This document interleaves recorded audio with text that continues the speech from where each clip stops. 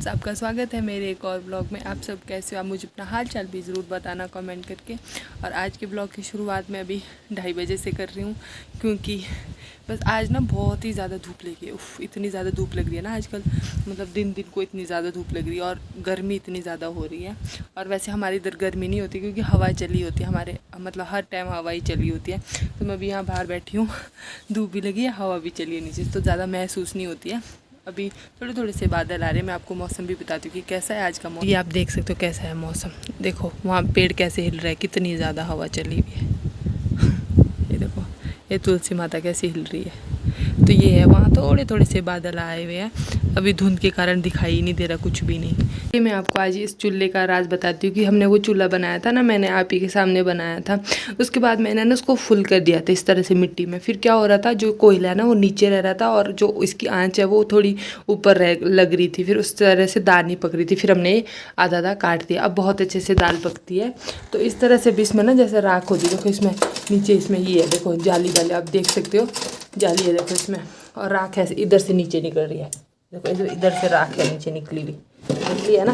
उसके बाद पता क्या करना इसमें, जैसे अब इसमें हमने इसके अंदर कोयला रखा होता है, तो इस कोयले से इसमें कोयले डाल देने इस तरह। देखो मैं डाल रही हूँ, डाल दिया। फुल नहीं करना, ये तो चलो फुल कर दिया।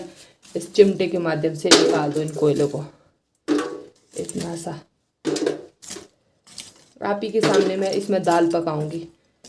और ये हम ना उस दिन से ही इसको यूज़ कर रहे हैं, बट मैंने आपको बताया ही नहीं कि कैसे यूज़ हुआ।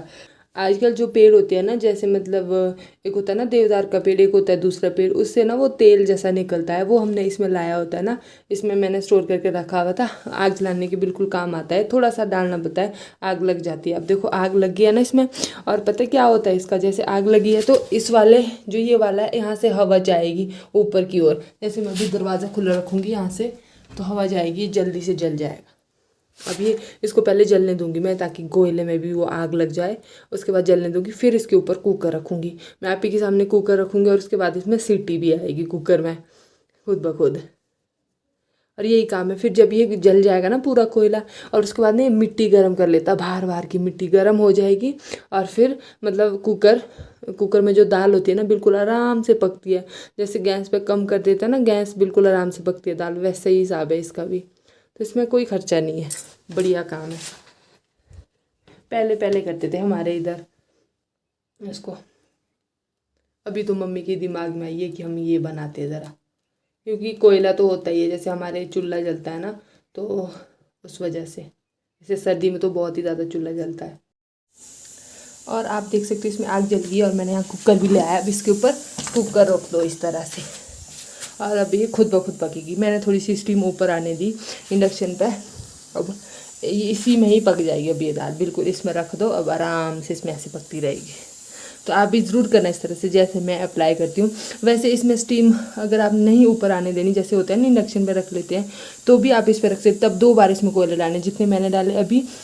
तो इसमें थोड़ी सीटी आना शुरू हो जाएगी, फिर से और डाल देना आप, फिर पक जाएगी। इसमें 2 बार डालने, और अगर आपने स्टीम आने दी होगी तो फिर एक ही बार डालना। तो इस तरह से करना आप।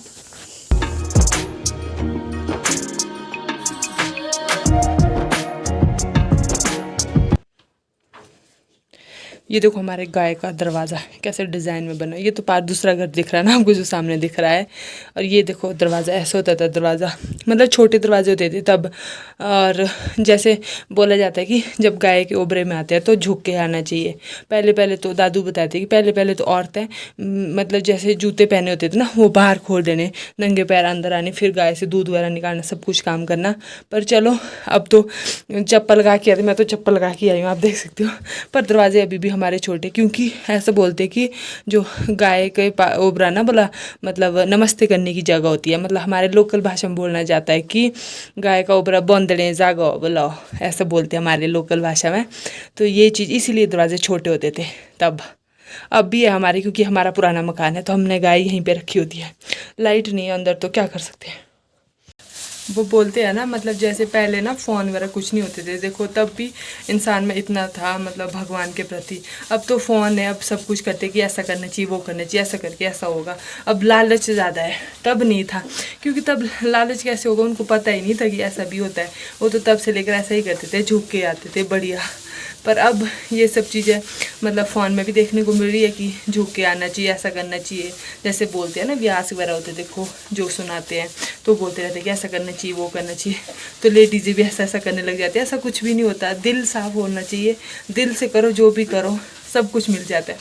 और जो ये है ना, ये मतलब ऐसे दराटी रखी जाती थी। ये देखो मम्मी ने ऐसे दराटी रखी है ऊपर ऐसे लटका के। ये देखो यहाँ पे भांग भी रखी, ये बी बहादुर की भांग है। तो एक गाय के ऊपर में अंदर लगाई है, बोलते कि बी बहादुर की भांग रखनी चाहिए, आयुर्वेदिक होती है ये एक। और अब चली मैं गोबर लेके, और ये देख सकते हो आप कैसी सुरंग है। इधर से भी ऊपर को रास्ता है और इधर से भी परे को रास्ता है। जो इधर से आया रास्ता वो इधर से सुरंग है परे को, ऊपर को इसमें बरामदा है। तो यहाँ पे देखो कैसे होते थे तब बनाए हुए। देखो इसमें कैसी कलाकारी की हुई है, देखो डिज़ाइन, देखो कारीगिरी। ये भी शायद किसी के लिए बनाया होगा, कुछ इसमें रखते होने थे। देखो इसमें, और इधर से सुरंगों के निकलो बाहर, ऊपर से इसमें बरामदा है और इधर से निकलते गांव के लिए। देखो ऊपर एक गांव लग गया देखने। तो ये इस प्रकार से ऐसे होते थे घर हमारे इधर भी। देखो पुराना घर वहाँ भी है। गांव में ना इकट्ठे रखते थे तब, मतलब रहते थे तब लोग इकट्ठे, तब भी पुराने घर इकट्ठे हैं। अब बाहर चले गए सारे रहने, तो ये बेचारे यहीं रह गए घर। देखो अब मैं खेत के लिए जाती हुई, और हवा देखो कितनी तेज़ चली हुई है। और जो ये मेरे को देखो यहाँ पे एक पौधा दिखा, इसको बोले जाता है भेक्कड़ का पौधा है ये। तो ये ना एक हमारे इधर धार्मिक आस्थाओं पे भी वो है, निर्भर है। जैसे मतलब बोला जाता है कि जैसे वो होती है ना बुरी नज़र वगैरह लगती है, तो बुरी नज़र से बचने के लिए इसको अपने मतलब जैसे बालों में लगा लेते हैं। जैसे पूर्वज बोलते हैं कि ऐसा होता था भाई।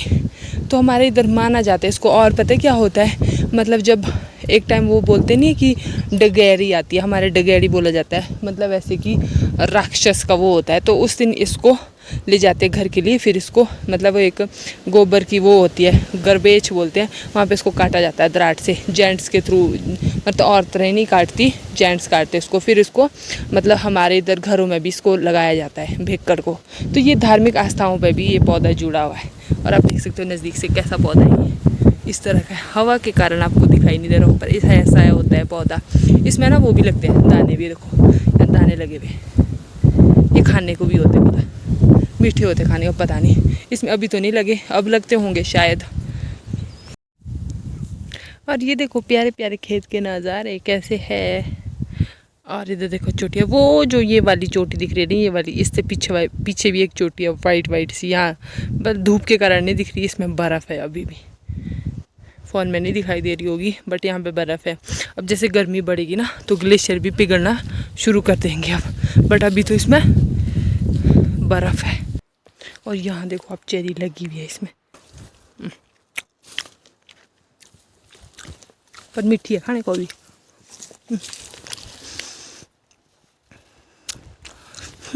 कैसी लगी है? वो देखो ऊपर कितनी चेरियाँ लगी है, लाल हुई है, पर साइज छोटा है। देखो कितना छोटा साइज है,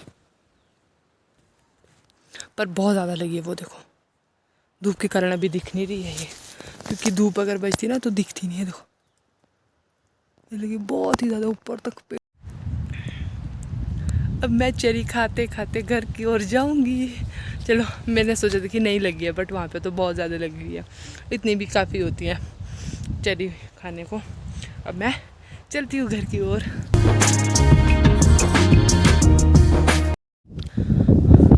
और वो देखो पार नाग देवता जी का मंदिर, आप लोग भी दर्शन कर लीजिए। और जो नाग माता रानी होती है ना, वो हमेशा हाइट में रहती है। वो देखो नाग देवता जी इतने बीचों बीच नहीं, हर जगह से दिखाई देते नाग देवता जी का मंदिर।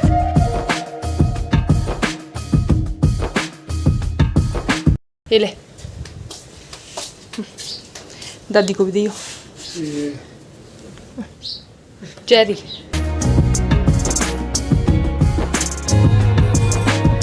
बाल्टी में पानी होता रखा चिड़िया को, ताकि ये पानी पिए आराम से।